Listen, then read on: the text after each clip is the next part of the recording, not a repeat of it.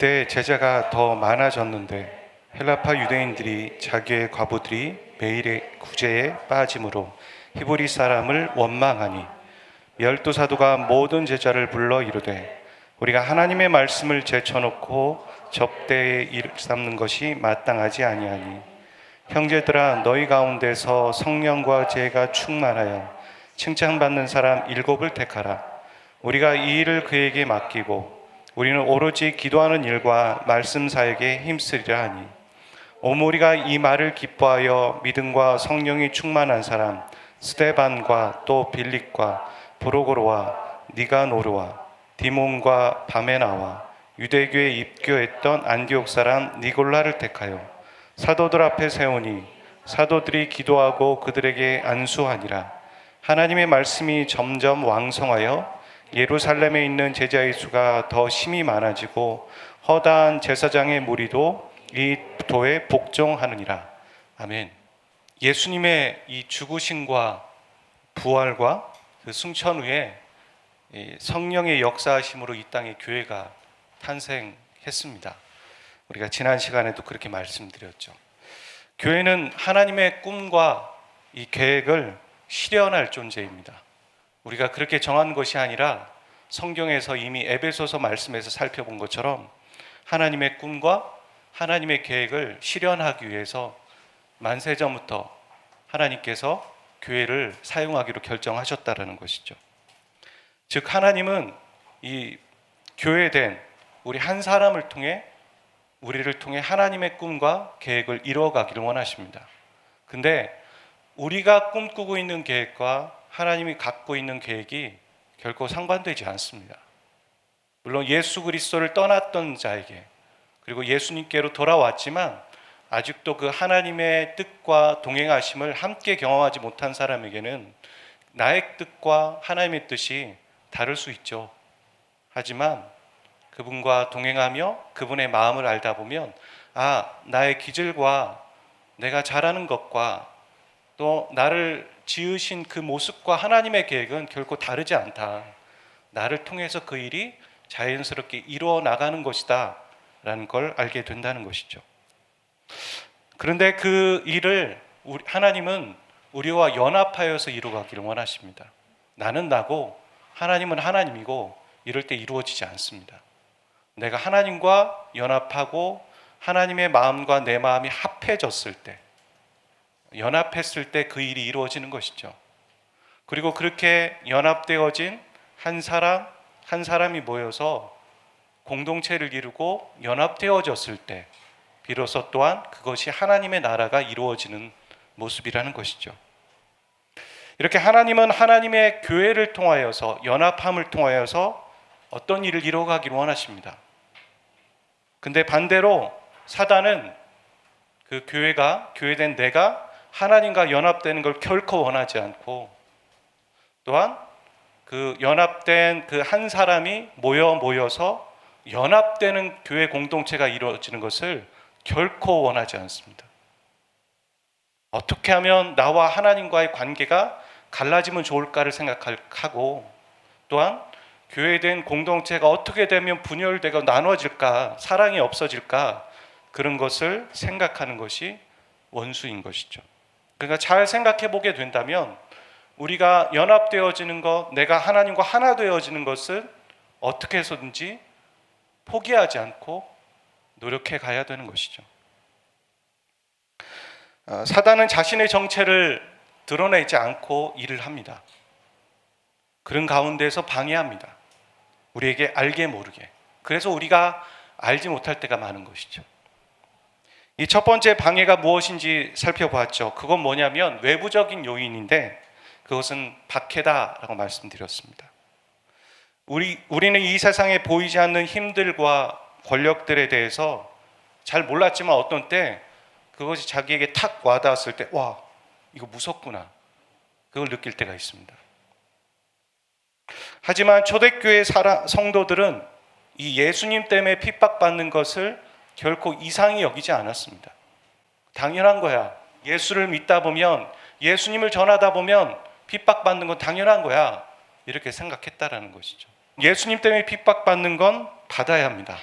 성경에도 베드로전서 2장에 보면 이런 말씀이 있습니다. 한번 말씀을 읽어볼까요? 3장 17절이네요. 시작. 선을 행함으로 고난받는 것이 하나님의 뜻일진데 악을 행함으로 고난받는 것보다 나으니라. 이 베드로전서에서는 이렇게 생각해요. 고난은 다 받는 거다. 예수님 믿는다고 해서 고난 안 받고 또 뭐 예수님 뭐 안 믿는다고 해서 고난을 안 받고 이런 거 아니다. 다 받는다. 하지만 같은 고난이지만 예수님 믿기 때문에 고난 받는 것이 훨씬 유익이 있다. 그렇게 말하는 거죠. 히브리서 2장 18절은 그렇게 얘기합니다. 그가 시험을 받아 고난을 당하셨은즉 시험 받는 자들을 능히 도울 수 있다. 여러분, 우리가 고난을 받지만 하나님께서 우리를 도우시기 때문에 소망이 있는 것이죠. 그런데 말입니다. 예수님 때문에 핍박받는 것은 받아야 되지만 오늘날 그리스도인들이 과연 예수님 때문에 핍박받는가? 내가 복음을 전하려고 하다가 혹은 내가 예수님의 말씀대로 살아가려고 하다가 핍박받는가? 아니면 예수님과 상관없이 살다가 죄 짓고 유혹 가운데 빠져 있다가 어려움을 겪는가? 잘 생각해 봐야 하는 것이죠. 저와 여러분에게 한번 질문해 보십시오. 내가 예수님 때문에 핍박받는가? 아니면 예수님과 상관없이 살아가다가 어려움을 겪는데 그걸 핍박이라고 생각하는가? 잘 생각해 봐야 합니다. 어찌 보면 예수님 때문에 핍박받는 게 회복되어야 합니다. 예수님 때문에 핍박받는 거. 두 번째 방해는 무엇이었냐면은 내부적인 요인이었습니다. 그건 거룩하지 못함이었습니다. 아나니아와 삽비라의 사건을 통해 거짓, 속임, 정직하지 못한 것이었습니다. 하나님은 여전히 당신의 교회들이 지금도 거룩하길 원하십니다. 교회된 내 한 사람이 거룩하길 원하시고 그 교회된 그 한 사람들이 모여서 공동체를 이루었을 때 세상과는 분명히 다른 거룩이 존재하기를 원하십니다. 세상은 이런 방법을 썼다면 교회는 그런 방법을 선택해서는 안 됩니다. 교회는 분명히 성경에 나와 있는 방법을 써야 되고 그 동기와 과정도 순수해야 합니다. 성경적이어야 한다는 것이죠. 우리는 그런데 그 죄에 대해서 자유롭지 못합니다. 아무리 거룩하다고 한들 하나님 앞에서 거룩하지 못합니다. 그래서 우리가 해야 할 것은 잘못을 저질렀을 때 바로바로 회개하는 것입니다. 그거밖에 없습니다.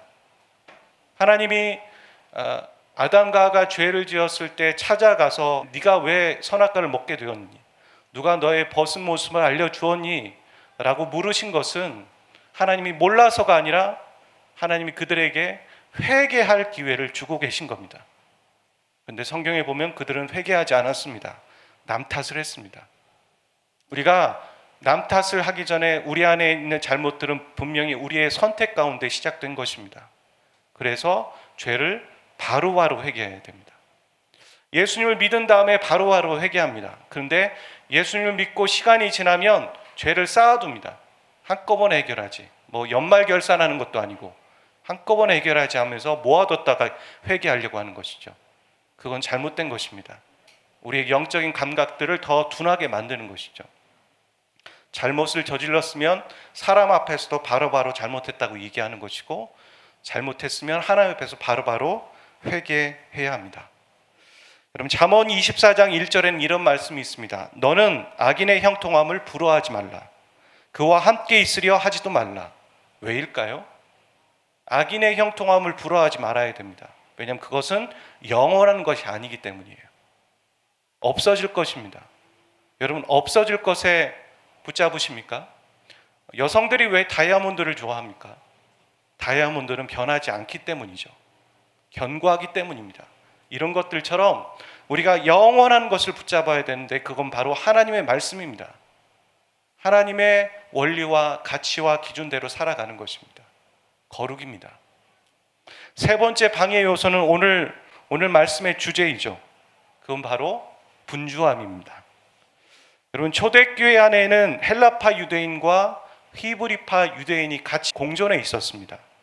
히브리파 유대인들이라면 그들은 예루살렘의 중심으로 거주했던 사람이고 히브리어를 사용했습니다. 그런데 헬라파 유대인은 이 말처럼 그들의 언어는 헬라어입니다. 그러니까 디아스포라 유대인이죠. 다른 나라에 뿔뿔이 흩어져 있는 유대인들. 그들이 어떤 모습이었는지 모르겠지만 예루살렘 교회 안에 같이 신앙생활을 했던 것입니다. 이들을 구분짓는 것을 우리는 보통 언어라고 생각할 수 있죠. 언어가 아니라 바로 문화의 차이입니다. 우리가 언어가 다르다는 건 문화가 다르다는 것이거든요. 우리가 영어를 배울 때도 그냥 영어를 배우는 것이 아니라 영어를 정말 깊게 배우려면 미국의 문화를 배우는 것처럼 그들은 문화가 달랐다라는 것입니다. 여러분, 오늘날 교회의 문제도 보면 신앙적인 문제인 것 같지만 많은 문제들이 신앙적인 문제가 아니라 문화적인 문제 때문에 갈등을 겪습니다. 우리는 잘 사는 사람과 혹은 못 사는 사람들 사이에 문화의 차이가 존재하죠. 다른 문화가 있다는 겁니다. 그것으로 인해서 함께하는 것이 어려울 때가 종종 있습니다. 물론 그것을 뛰어넘어야 될 때도 있습니다. 또 우리 공동체 안에 또 우리와 다른 사람들이 왔을 때 우리는 어떻게 해야 될까요? 우리와 문화 차이가 다른데 저 사람 왜 저렇게 행동하지? 가 아니죠. 복음으로 그가 우리 공동체 안에 함께하기 원한다면 우리도 복음으로 그와 함께해야 된다는 것이죠. 아멘이십니까? 여러분, 문화의 차이가 사람들을 갈라놓을 때 우리는 복음으로 하나 되어야 됩니다. 예수 그리스도로 하나 되어야 합니다. 여러분, 한 지역 교회는 그 지역 교회만이 가지고 있는 문화를 가지고 있습니다. 존재하죠. 그럴 수 있습니다. 그런데 그 문화를 뛰어넘는 복음으로 하나 되어져야 한다는 것입니다. 여러분, 교회는 여러 차례의 위기를 겪었습니다. 저 박해의 위험들 혹은 내부적인 요인들, 그렇지만 그것들을 기회로 삼았습니다. 그 기회는 성령 하나님의 인도하심에 순종했기 때문입니다. 우리가 지난 시간에 뵌 것처럼 초대교회는 어떤 특별한 매뉴얼이 있지 않았습니다. 경험들이 없었습니다. 그들이 가는 길은 항상 첫 길이었습니다. 근데 그들이 했던 것은 성령에 순종했던 겁니다. 성령의 음성에. 그리고 그 길에 그들은 승리했습니다. 여러분, 우리가 가는 길은 누구도 가보지 않은 길입니다. 비슷한 경험들을 했겠죠. 저 사람이 저런 경험을 했기 때문에 나도 이런 경험을 하기 때문에 똑같다. 그렇지 않습니다. 왜냐하면 비슷한 경험을 했을 수는 있지만 그 사람은 그 사람의 인생이 있고 나는 나의 인생이 있습니다. 분명히 다릅니다. 하나님의 계획이 다르고 하나님의 인도하심이 다르고 하나님의 말씀하심이 다를 수 있어요. 그래서 어떤 사람의 간증이 우리에겐 도전이 되긴 하지만 딱 그게 정답이야, 그렇게 말할 수 없어요. 정답은 간증에 있지 않고 하나님에게 있습니다. 정답은 성경의 말씀이고 정답은 내 안에 계신 성령의 말씀입니다. 성령의 음성을 어떻게 우리가 인정하고 그것이 맞는지 확인하느냐, 그건 또한 다시 말씀으로 돌아가는 거죠. 이런 것 같아, 저런 것 같아. 그건 자기의 경험이 될 수도 있고 또 자기의 판단이 될 때도 있고 위험할 수 있습니다. 그래서 항상 우리가 첫 발을 내디딜 때가 어떻게 해야 되냐면 하나님의 말씀에 검증을 받아야 되는 거죠. 형제님, 자매님, 하나님이 어떻게 말씀하셨습니까? 제가 기도하고 말씀을 읽는데 이 기간 동안 하나님이 이렇게 말씀하셨습니다. 맞군요. 교회가 검증할 수 있는 거죠. 우리가 살펴보겠지만 안디옥 교회가 바나바와 바울을 파송할 때도 그랬습니다. 기도하는 가운데 그들을 파송하라는 거죠. 여러분 생각해 보세요. 한 교회 목회자입니다. 두 사람은. 근데 두 목회자가 사역을 너무 잘하고 있습니다. 근데 그 공동체에게 하나님이 하루는 그렇게 말씀하신다는 거죠. 이 두 사람 파송해라. 그럼 어떤 생각이 드시겠어요? 우리는 어떻게 하고요? 우리는 어떻게 하고 이 목회자를 파송합니까? 이런 생각 들지 않겠습니까? 그런데 그들은 다시 기도했다라는 거예요. 무시하지 않았어요. 자신의 이성과 합리에 어긋나는 걸 보고선 이건 하나님의 뜻이 아닐 거야, 이렇게 생각하지 않았고 한 번 더 기도해 봐야겠다라고 진지한 태도를 보였다는 거예요. 누구에게냐면 하나님 앞에서, 하나님에게 진지한 태도. 오늘 우리에게 그런 진지함이 필요합니다. 사람들에게는 금방 듣고 이건가 저건가 하지만 하나님의 음성과 나의 인생에 얼마나 중요한 선택을 해야 되는데 하나님 앞에서 과연 진지한 태도를 보이냐는 것이죠. 하나님 말씀해 주십시오. 내가 지금 선택하는 길이 내 스스로에게 물어야 되는 거죠. 하나님이 말씀하셨습니까? 하나님이 인도하심인가? 물어야 된다는 것이죠. 이렇게 교회는 여러 차례의 위기를 겪지만 성령의 음성을 쫓아가서 위기를 기회로 바꿉니다. 승리하였습니다.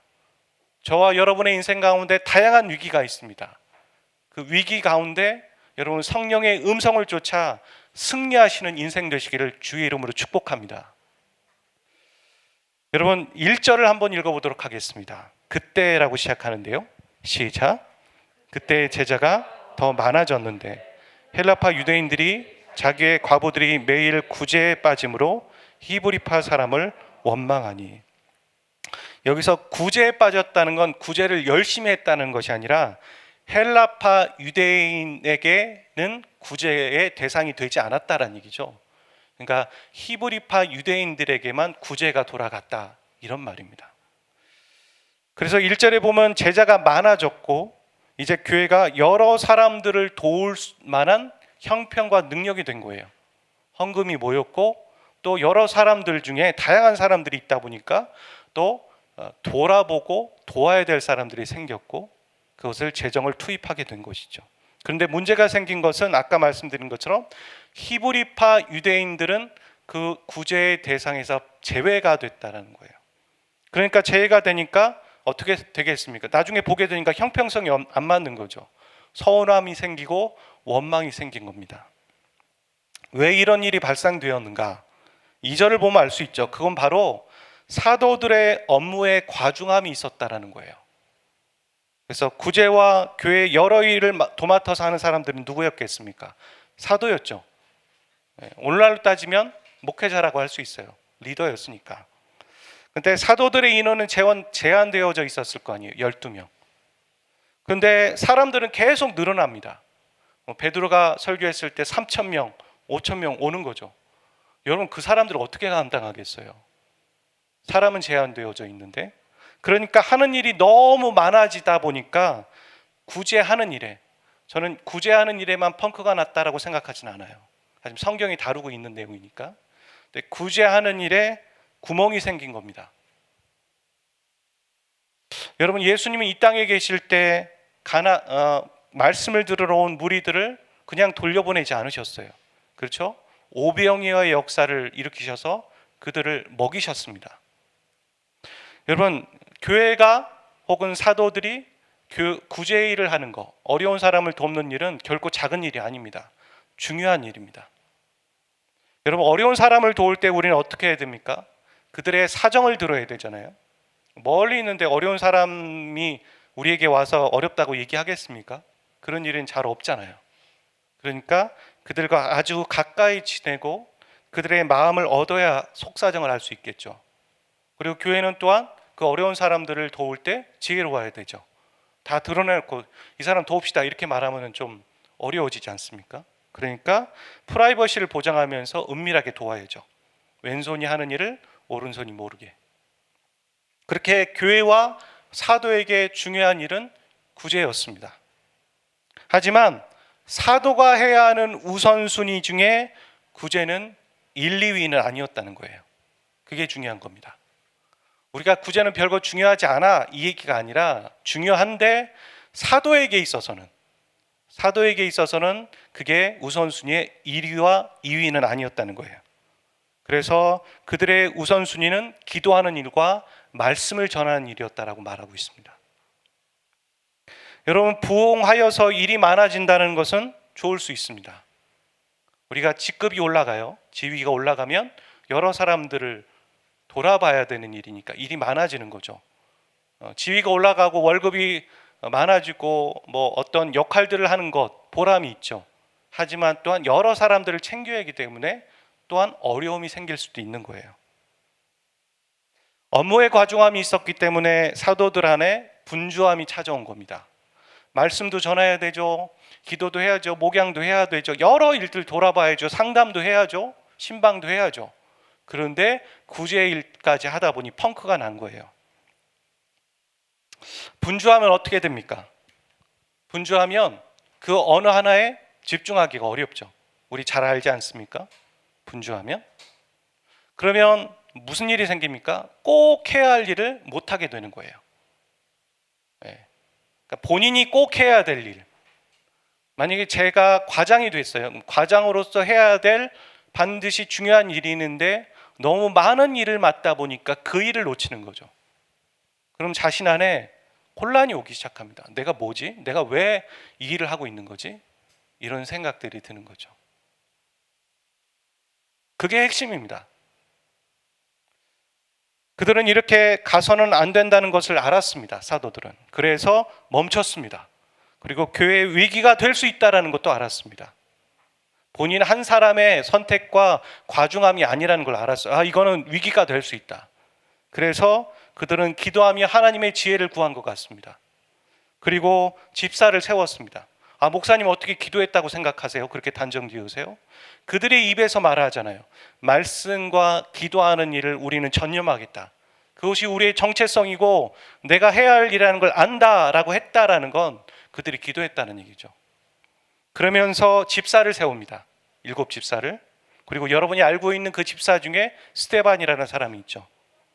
그리고 그들에게 구제하는 일을 위임합니다. 그리고 말씀과 기도하는 일에만 전념하겠다고 말하는 거죠. 여러분, 이것을 개인에게 적용하기 전에 먼저 교회에 적용해 봐야 한다고 생각합니다. 여러분, 박해는 외부 요인이에요. 그리고 거룩은 내부의 요인입니다. 하지만 이 분주함이라는 문제는 교회 리더에 관련되어 있습니다. 그리고 교회의 정체성의 문제와도 연결되어 있다는 거죠. 지금 이 상황에서는. 여러분, 사단은 세 번째 방해의 대상으로 리더를 삼았습니다. 그 방법은 분주함이었지만 그 목적은 교회의 정체성을 잃어버리는 일이에요. 목사님, 분주함이 뭐 얼마나 대단하다고 그렇게까지 생각하세요? 사단이 아담과 하에게 저거 먹으면 하나님처럼 되는 거야. 그건 별거 아니었다는 거예요. 그들에게 작은 거였어요. 항상 큰 문제는 작은 거에서 시작됩니다. 항상 죄는 죄에서 시작된다고 말하지 않아요. 야고보서 말씀해 보면 욕심이 잉태하여 죄를 낳고 죄가 장성하여 사망을 낳는다고 말하지 죄가 바로 딱 온다고 말하지 않아요. 아주 사소한 일, 별거 아닌 거, 분주함에서 시작되었던 겁니다. 그리고 그 목적은 교회가 방향성을 잃어버리는 일이에요. 이 땅에 초대교회가 세워졌는데 하나님이 교회를 세우셨는데 교회가 사람들이 우리가 왜 모인 거지? 교회가 어느 방향으로 가야 되는 것이지? 그걸 잃어버린다고 생각해 보세요. 하나님의 오래된 꿈인데 그것을 망가뜨리는 것, 그것이 사단의 목적인 것이죠. 여러분, 어떤 공동체든 그 공동체가 와해되려면, 교회만이 아니라요, 와해되려면 리더를 공격하면 효과적입니다. 리더가 무너지면 되는 거죠. 여러분, 리더가 분주하든지 부패하든지 죄에 빠진다면 그 공동체는 바로 정체성을 잃어버리게 될 거예요. 그리고 그 다른 리더를 세울 때까지 혼란을 겪게 되겠죠. 여러분, 우리 주위에도 그런 예들을 너무 많이 보게 됩니다. 목회자의 문제로 인해서 혹은 어떤 교회 목회자가 아닌 다른 리더를 통해서 교회가 나눠지고 혼란스러워지고 교회의 역할을 잃어버리게 되는 공동체들 많이 보게 됩니다. 여러분, 교회 공동체가 그 목적과 방향을 잃지 않기 위해서 크고 작은 헌신과 수고가 필요했습니다. 오늘 말씀해 보면 빌립과 스데반과 같은 7 집사가 세워진 거죠. 여러분, 사도들이 그런 제안을 했는데 헌신자가 없으면 어떻게 되었을까요? 그들이 그냥 해야 됐던 겁니다. 12 사도가 계속 그 일을 할 수밖에 없는 거예요. 근데 기도하고 교회 앞에 그 의견을 물었을 때 헌신자가 있었던 거죠. 그게 옳게 생각되었고, 그렇지, 교회가 가야 될 거 말씀과 기도로 하나님과의 관계가 먼저지, 그런 생각을 먼저 갖고 있었다는 거죠. 깨어있는 사람이 있었고 그게 옳게 생각되었고 또 그들의 마음 가운데 성령의 음성 가운데 말씀하심이 있었던 거죠. 그걸 분별하는 사람이 있었던 것이죠. 여러분, 이 공동체 안에 초신자만 다 있다고 생각해 보세요. 어떤 일이 일어날까요? 많이 어려울 거라고 저는 생각해요. 어느 정도는. 그렇죠? 하지만 신앙의 연수가 있고, 또한 분별을 하는 사람이 있고, 음성을 듣는 사람이 있고, 또 예배를 인도할 수 있는 사람이 있고, 각각의 수준과 위치가 있기 때문에 우리는 서로에게 배우고 의지하고 도움이 되는 거예요. 그래서 함께라는 게 되는 거죠. 이런 것처럼 교회 안에 분명히 헌신자들이 존재해야 하는 것이죠. 수고하는 사람이 필요한 것이고, 하나님의 음성을 쫓는 사람들이 필요하다는 것이죠. 교회된 우리 각 사람의 현장에도 이런 분주함이 존재합니다. 우리 각 사람에게 자신이 스스로 과도한 스케줄을 만들어내는 사람들이 있어요. 그렇죠? 분주함을 만드는 사람이 있을 수 있는 거죠. 나는 에너지가 많아서 이것도 하고 막 시간별로, 막 일정별로, 요일별로 사람들을 만나고 만들어내는 사람이 있죠. 하지만 그 사람도 쉬어야 합니다. 멈춰야 합니다. 여러분, 분주함이라는 기준은 무엇일까? 지금 곰곰이 생각해 보면 내가 정말 해야 할 일에 집중할 수 없게 된다면 그건 분주함이 있다라는 거예요. 내가 정말 해야 될 일이 무엇일까? 그건 자신의 정체성과도 연관되어 있겠죠. 또 그럴 수 있어요. 어쩔 수 없이 분주함에 있을 수 있는 사람.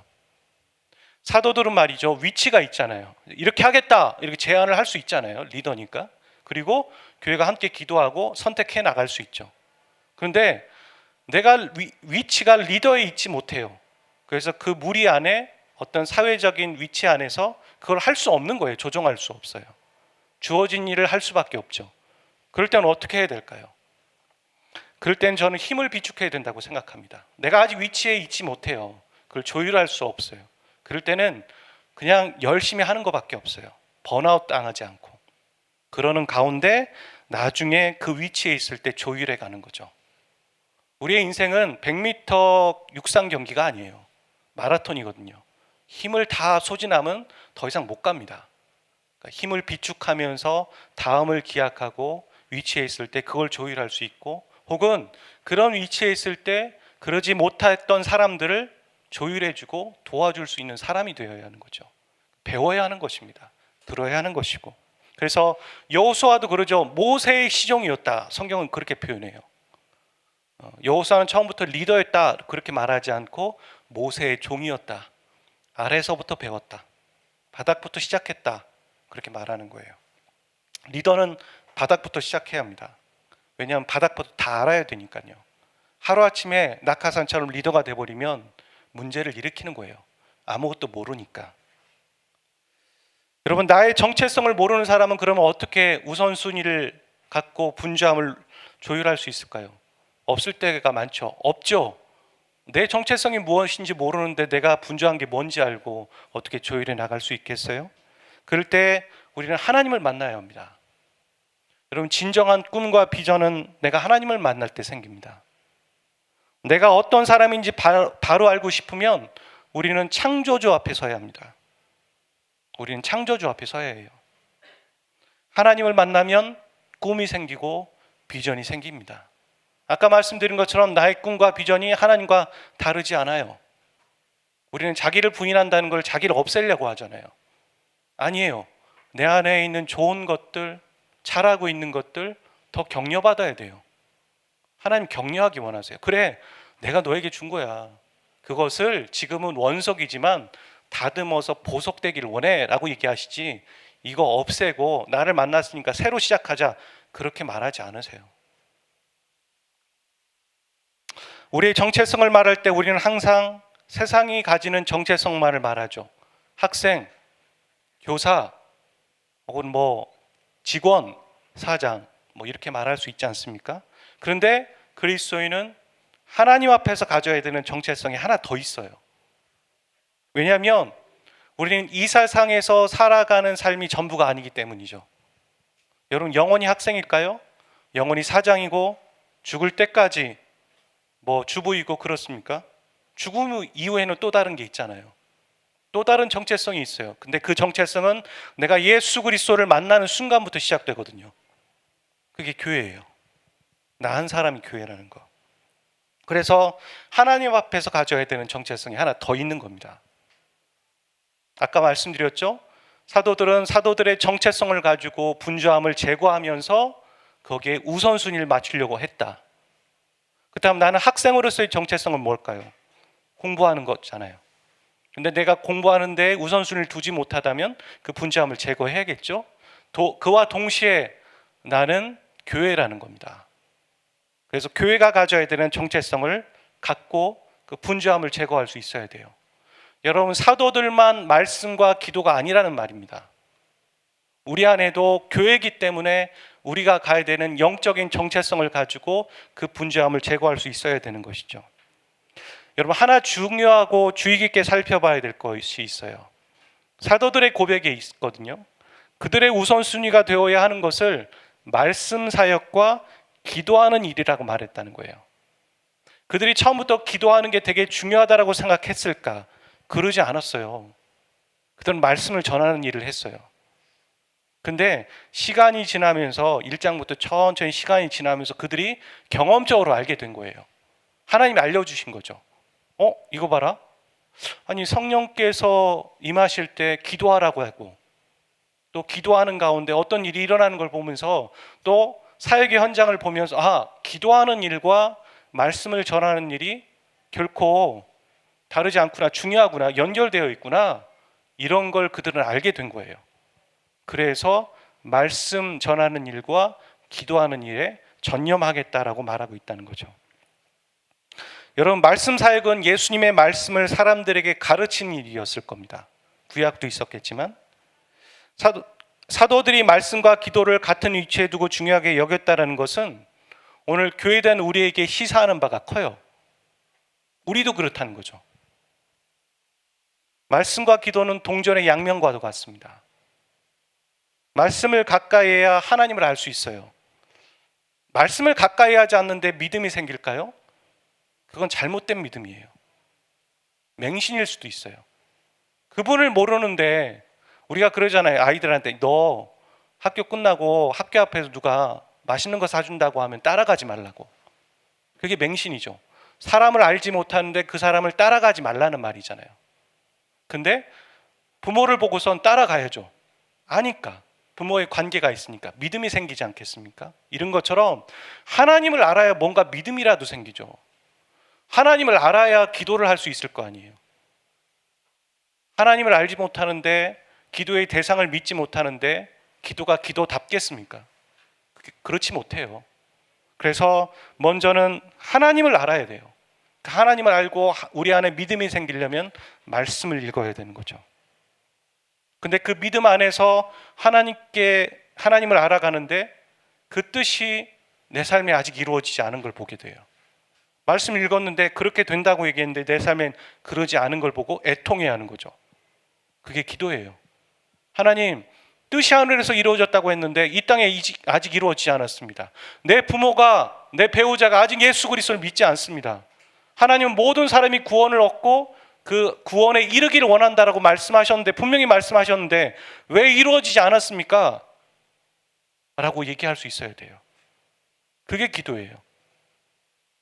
뜻이 내 삶에 아직 이루어지지 않은 걸 보고, 하나님의 온전한 통치가 내 안에 이루어지지 않은 걸 보고 여전히 하나님과 나와 세상과 갈등하면서 재고 있는 내 모습을 보면서 애통해하고 가슴 칠 수 있는 거, 그게 기도예요. 기도는 대단한 게 아니에요. 그냥 하나님께 말하는 거예요. 믿음의 대상인. 제가 왜 이러죠? 혹은 이렇게 해주세요. 다양할 수 있어요.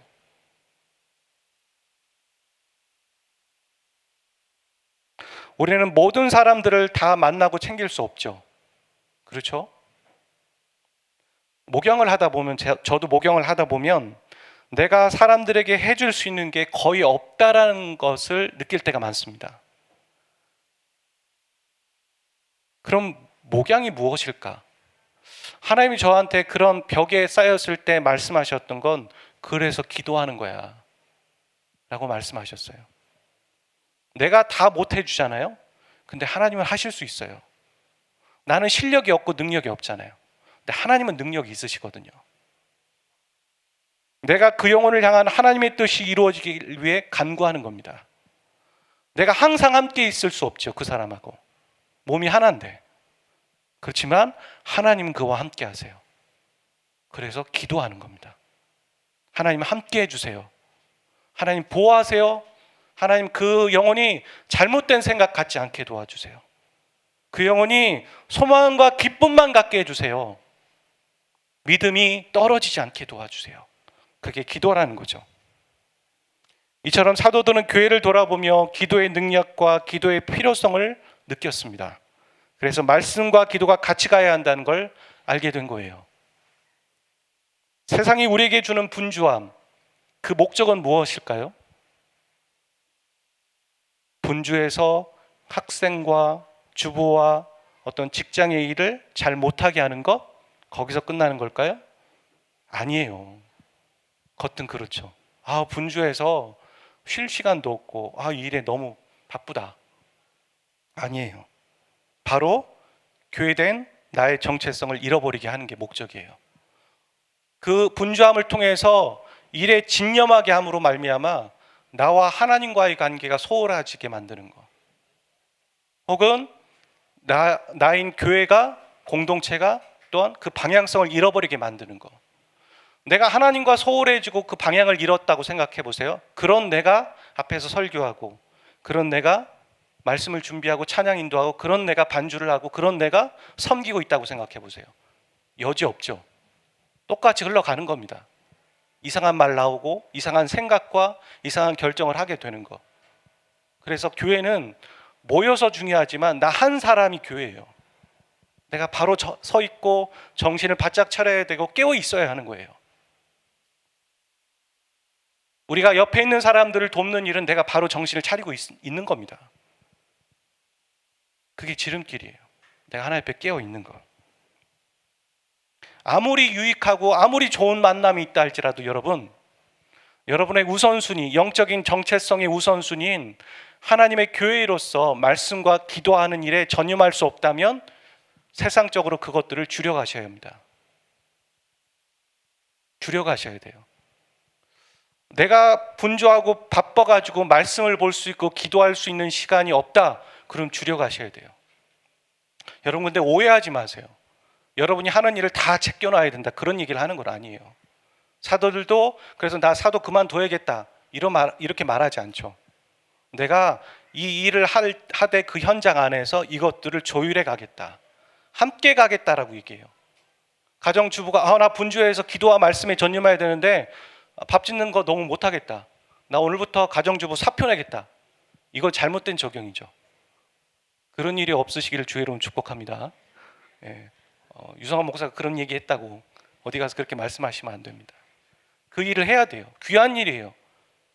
가정에 엄마가 없으면 어떻게 되겠어요? 아빠가 없으면 어떻게 되겠어요?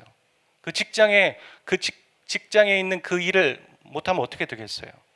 학생으로서 역할이 있죠. 하지만 그 일과 함께 항상 영적인 정체성을 가져야 한다는 겁니다. 그걸 놓치시면 안 돼요. 그것이 교묘한, 알게 모르게 은근슬쩍 던지는 사단의 영적 방해라는 것입니다. 우린 그것을 깨어 있고 기억하고 거부할 수 있어야 합니다. 나에게 분주함을 주는 것이 무엇입니까? 한번 생각해 보십시오. 그리고 그것을 정리해 나가십시오. 하나씩 하나씩. 혼자 할 수 있다면 혼자 하시고, 가정에서 또 여러 사람과 함께 해야 된다면 의논하시고, 의논하기 전에 항상 기도하십시오. 항상 기도하고 하나님께 도우심을 구하고 어떤 일들든 행하시길 바랍니다. 함께 찬양하고 기도하겠습니다. 믿음과 삶을 살아내는 실력이 너무나 다른 내 모습을 볼 때에 이 모습도 주가 사랑하실까? 자신 없는 내 모습 그저 주님 앞에 있네. 나 같은 자도 사랑하여 주시고 한 번도 나를 떠나지 않으셨네. 아픔 속에 주를 잡게 여긴 나 꾸짖지 않으시고 내 손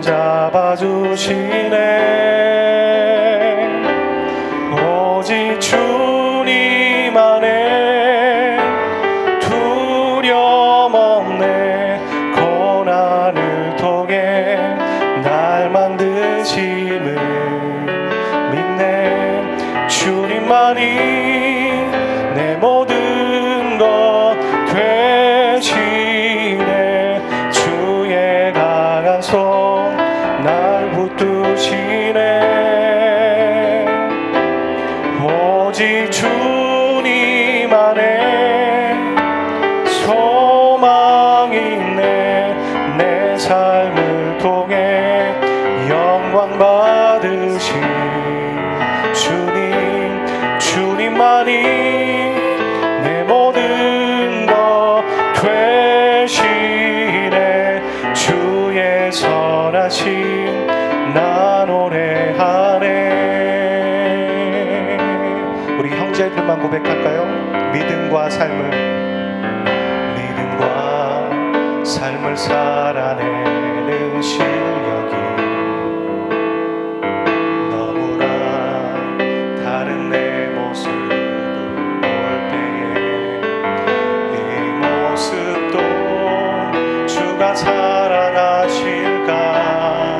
자신 없는 내 모습 그저 주님 앞에 있는 자매들만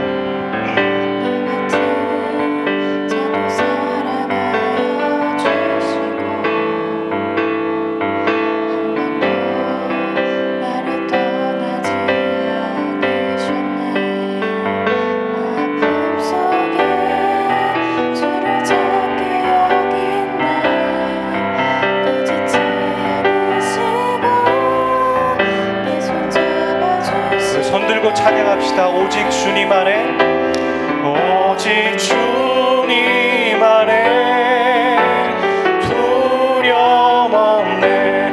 고난을 통해 날 만드심을 믿네. 주님만이 내 모든 것 되시네. 주의 강한 손 날 붙드시네. 오직 주님 안에 소망이 있네. 내 삶을 통해 영광 받으신 주님, 주님만이 내 모든 것 되시네. 주의 선하심 나 노래하네. 우리 가사를 생각해 보세요. 아픔 속에서 주를 작게 여긴 나를 꾸짖지 않으시고 내 손 잡아주시는 주님, 오직 주님 안에 두려움이 없습니다. 이 고난을 통해 나를 만드실 주님을 찬양합니다. 오직 주님 안에 소망이 있습니다. 내 삶을 통하여서 영광 받으실 주님만이 내 모든 것 되십니다. 주의 선하심만 노래하겠습니다. 이 고백으로 우리가 이 시간 같이 기도하겠습니다. 내 삶에 있는 어려움들과 분주함들을 내려놓고 오직 주님 안에 소망이 있으니 주님의 말씀과 기도 안에 주님과 관계 안으로 더 들어가겠습니다. 우리 그렇게 같이 기도하도록 하겠습니다.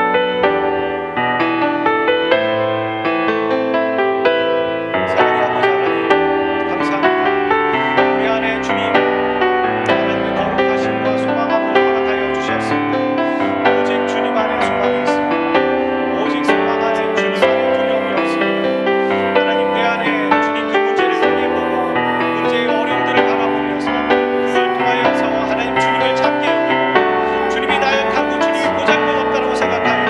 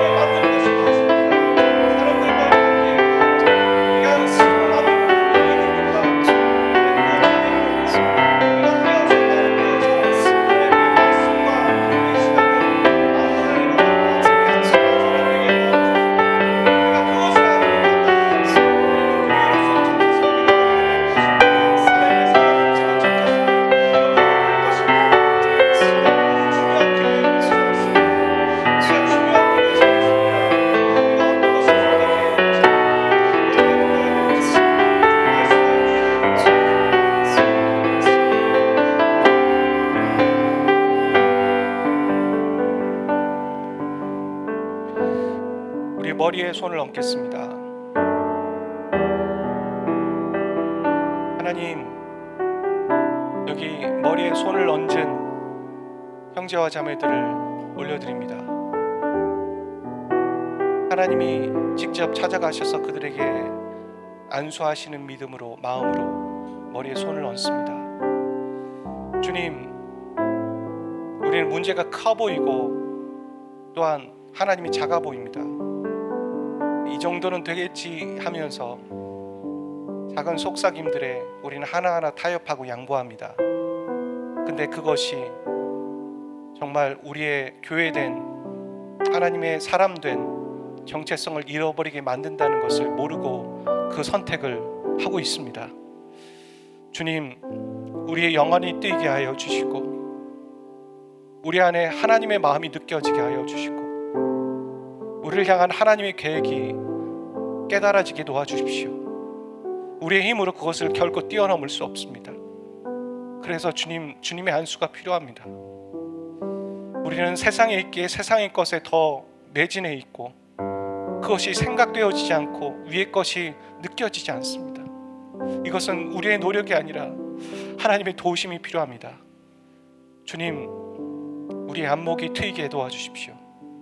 우는 사자가 우리를 흔들고 하나님과 떨어지게 만들고 주님, 성도들과의 관계를 소홀하게 만들기 위해서 노력하고 있는 겉모술수들을 바라보며 우리가 그것들을 끊어내고 이 영적 전쟁에서 승리하는 우리 한 사람 한 사람 되게 도와주시옵소서.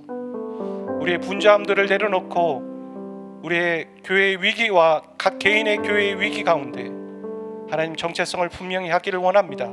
나는 하나님의 사람이고 나는 교회이며 나를 통하여서 영적인 복이 흘러가고 나를 통하여서 잃어버린 영혼들이 주님께 돌아오는 일을 위해서 나를 부르셨는데 내가 그 일을 위해서 하나님과의 관계를 더 맺어가고 말씀과 기도하는 일에 전념하겠다라고 사람들에게 말했던 사도들처럼 오늘 우리가 우리의 인생과 우리의 가족과 주위의 사람들에게 그렇게 말하겠습니다. 내가 기도하는 일과 말씀을 보는 일에 우선순위를 갖겠습니다. 사랑하는 귀한 형제들의 고백과 결단 위에 성령 하나님 인도하시고 힘이 되어 주시옵소서. 이제는 우리 주 예수 그리스도의 은혜와 아버지 하나님 극진하신 사랑하심과 성령님의 교통하심이 말씀과 기도하는 일에 전념하고 자신의 삶 가운데 우선순위를 결정하는 여기 있는 형제와 자매들, 그리고 그 형제와 자매들에게 연결되어 있는 자녀들에게까지 하나님, 이 하나님의 복과 은혜가 계속 흘러가기를 주 예수 그리스도의 이름으로 축복하고 기도합니다. 예수 그리스도의 이름으로 기도하였습니다. 아멘.